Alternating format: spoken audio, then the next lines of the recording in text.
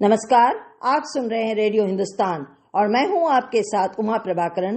Radio Hindustan के अपने इस कार्यक्रम पूछता है देश में हम बातें करेंगे रूस और यूक्रेन के बीच छिड़ी जंग के दौरान वहां फंसे भारतीयों की, जिसका विषय है विदेश स्थित संकटग्रस्त भारतीयों की रक्षा।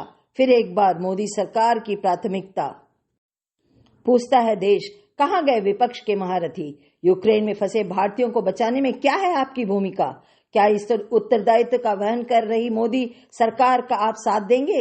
क्या आप इस कदम की सराहना करेंगे?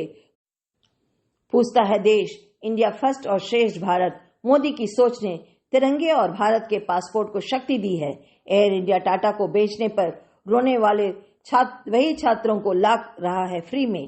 यही सत्य है कि प्रधानमंत्री नरेंद्र मोदी की सोच में जो इंडिया फर्स्ट और श्रेष्ठ भारत रहता है, उसी की वजह से आज तिरंगे और भारत के पासपोर्ट को शक्ति मिली है। भारतीय तिरंगा सुरक्षा की गारंटी बन गया यूक्रेन से आने वाले छात्रों के लिए। ये मोदी जी की कूटनीति प्रयास है, जिनकी वजह से पुतिन और यूक्रेन राजी हुए हमारे छात्रों को सुरक्षित मार्ग देने के लिए। इतना ही नहीं, मोदी जी के 3 कैबिनेट मंत्री भी लगे हैं ऑपरेशन गंगा को सफल बनाने के लिए। डॉक्टर जयशंकर, पीयूष गोयल और ज्योतिरादित्य सिंधिया सभी को आश्वस्त कर रहे हैं कि सबको सुरक्षित लाया जाएगा। मोदी जी के निर्देशानुसार दूसरे देश अपने नागरिकों को वापस लाने के लिए कुछ प्रयास नहीं कर रहे। बाइडेन ने अमेरिकी नागरिकों से कहा है कि वो यूक्रेन छोड़ दें, पर हम आपको निकालने के लिए सेना नहीं भेजेंगे। ऐसी खबर है, हिंदुस्तान का तिरंगा जलाने में आगे रहने वाले 300 से ज्यादा पाकिस्तानी भी तिरंगा लगाकर रोमानिया पहुंच गए, मगर जब पासपोर्ट मांगा गया तो सभी वापस भेज दिए गए। ये कह रहे हैं कि पाकिस्तान ने बिना वीसा एंट्री के लिए कोई आवेदन नहीं किया है।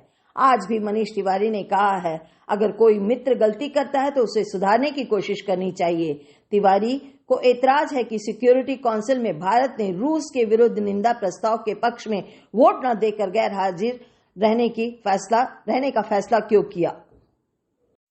ये लोग चाहते हैं कि मोदी जी आज की स्थिति में फंस जाएं, चाहे उसके परिणाम कुछ भी हो। फिर भारतीय छात्रों के लिए विपक्षी पार्टियों के विदेश नीति के महाज्ञानी एक्सपर्ट्स को पता नहीं, जब 1971 में बांग्लादेश युद्ध के समय अमेरिका और ब्रिटेन के जंगी बेड़े हिंद महासागर में आ रहे थे, तब सोवियत रूस ने ही उन्हें खदेड़ा था। ये लोग कल एयर इंडिया को टाटा को बेचने पर विधवा विलाप कर रहे थे कि मोदी ने कौड़ियों के दाम में बेच दी सरकारी कंपनी टाटा को, मगर आज इन लोगों के मुंह में दही जमा हुआ है ये देखकर कि टाटा की वही एयर इंडिया फ्री छात्रों को ला रही है। ये फैसला भी कहते हैं मोदी जी ने टाटा से बात होने के बाद हुआ है। फ्री के बिजली पानी देने वाले को समझ आना चाहिए कि असली फ्री में क्या देना चाहिए। जब हालात ठीक होंगे तब यही निकम्मे कहेंगे कि मोदी इन छात्रों को फ्री में फिर से यूक्रेन छोड़ आए। अपने देश के तिरंगे और पासपोर्ट की वैल्यू देखकर गर्व महसूस हो रहा है। इस गर्व का मुखर होकर अनुभव कीजिए। पूछता है देश की रूस यूक्रेन युद्ध पर इस महत्वपूर्ण विचार के लेखक हैं वरिष्ठ लेखक सुभाष चंद्र जी। फिर मिलती हूं आपसे, तब तक करते रहिए काम और सुनते रहिए रेडियो हिंदुस्तान।